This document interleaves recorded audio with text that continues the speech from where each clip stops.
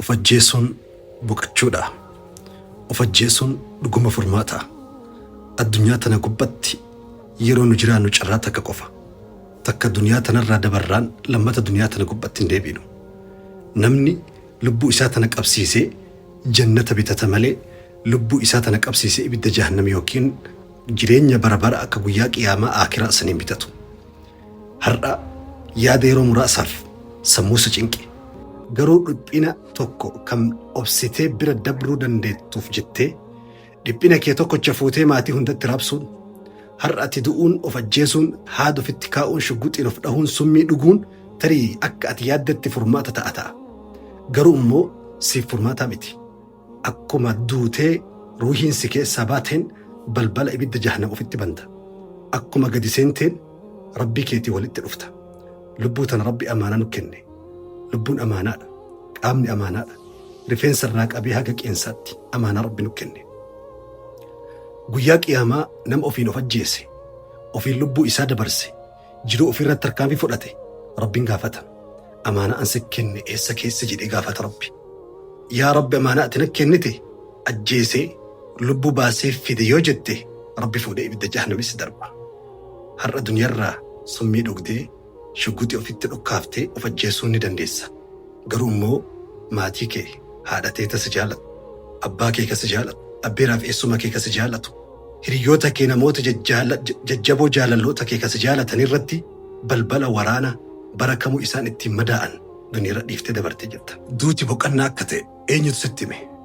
Dhaqxee biyya aakiraa san qabrii keessa seentee cheeggootee deebite moo dhuguma biyya alaa wahii akka waan bararaa jirtu sitti fakkaate? Boqannaa wanni jedhamu ganda aakiraa duuba hin jiru. Boqannaan yoo har'a kee of tolchitee rabbii keetiif bultee haqa keetiif haqa ilma namaa haqa rabbii keetii sirra jiru tiksitee duniyaa tanarraa seera rabbii guuttee deemte qofa boqannaan dhugaa jira.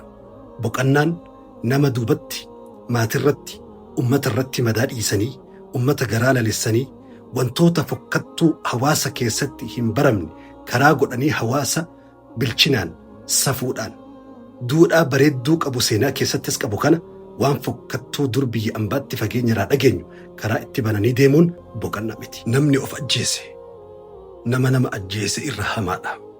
Sababni isaa namni nama ajjeese carraa gumaa kafaluu fi gaabbee toobatee gama rabbii isaa deebi'uu carraa qaba. Garuu namni of ajjeese carraa toobachuu waan hin qabneef akkuma lubbuun keessaa baateen sanduuqa ibidda jahannamitti gala. Furmaata hin qabu. Lama hin deebi'u. Dhiifama hin qabu rabbi. Nama lubbuu isaa nyaatee of galaafatee duniyaarraa dabreef jecha. Duniyaan tun of ajjeesu miti. Lubbuu qaalii rabbiin ilma namaa hunda waan uume keessaa kabajeen kanaa miti. Imimmaan silaa osoo beekne imimmaan haqan godhattu jiruun duniyaa. Jiruu duniyaa abbaa feete ol fuutee gadi fuutu. Kakaleessa gogaa nyaattee borjiidhaa nyaatte. Rakkoo meeqa keessa rabbii si dabarsee har'aan si gahe. Kana booda rabbiin rakkoo kana keessaa nan baasu jechuun humna rabbii keetii tuffachuudha. Rabbi irraa abdii kutachuudha. Rabbii shakkuudha. Murtiin ati natti kennite kun sirrii miti jettee rabbiin mormuudha. Of ajjeesuu jechuun hiika kana qaba. Of ajjeesuun sahaabaa rasuula rabbii tokko ibidda jahannam galchee jira. Gaafa lola Uhud sahaabtichi tokko madaa isaa irratti obsuu dadhabee eeboo lafatti gadhaabee gara qara qabu saniin garaa ofitti harma lamaan jidduutti of dabarsee wayita duubaan bahee duniyaarraa dabu. Rasuula rabbiitti himnaan sallallahu alaihi wasallam Nabi Muhammad inni ka warra ibiddaati jedhe Nabi Muhammad sallallahu alaihi wasallam. Sahabaadha. Nabi Muhammadii wajji ture. Lola Uhudirra oole. Lubbuu isaa takkittii lammatan deebine qabsiisee rabbiif jedhee lolaa oole. Kun hundi isaa biyyee nyaatee ibidda jahannam seene. Namni of ajjeesu ilma namaallee lubbuu keessatti ajjeesee safuu fi aadaa bareedduu wal jidduutti qabnu ajjeesee maatii fi namoota isa jaallatan lubbuu qananii jireenyaa keessatti hadheessee duniyaarraa gale. Hundi kongorte sitti fakkaate. Yoo ati of ajjeefte waan jiruun dhaabattu si fakkaate. Waan namni ati irraa of ajjeefte sun achuma dhaabatu si fakkaate. Laali warroota namni isaaf jedhee of ajjeese isa booda jireenya isaan jiraataa jiran. Waan yoo ati duniyaarraa dabarte jiruun kun guutuun dhaabbatu si fakkaata. Nam tokko si quban qabu. Guyyaa tokko qofa suuraa kee maxxansu. Feesbuukaa fi ashaangulliitii koomentiif laayikii sirratti bochisu. Balballi guyyaa lammaffaan cufama namni maqaa kee yaadatu hin jiru.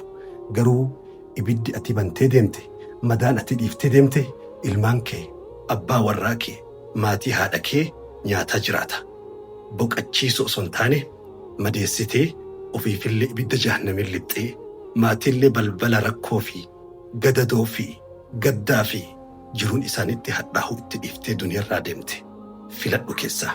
Amantiilee addunyaa hunda keessatti of ajjeesuu yakka. Islaamummaa keessatti namni of ajjeese ibidda jahannam seena. Kitaaba macaafa qulqulluu kitaabban kakuu moofaaf haarawaa keessattis kiristaanaa fi yahudaa birattis namni of ajjeese waan rabbiin qofti qabaachuu danda'u daangaa itti dabre. Inumaa warra kaatoolikii garii biratti namni of ajjeese iddoo qulqulluu keessatti awwaalamuun qabu bataskaanarraa tajaajilan argatu jedhama. Kun immoo aadaa fi duudhaa ilmi namaa addunyaa tana gubbatti ittiin jiraataa amantiileen addunyaa guutuun balaaleffataa as gahedha. Bakka irraa fidde shayxaan irraa fidde. Waswasaa fi hasaasii dhukkuba sammuu keetirraa fidde malee dhalli namaan hayyamu. Dhalli bineensaalleen hayyamu. Wassalaamu alaikum wa rahmatullahi wa barakaatuh.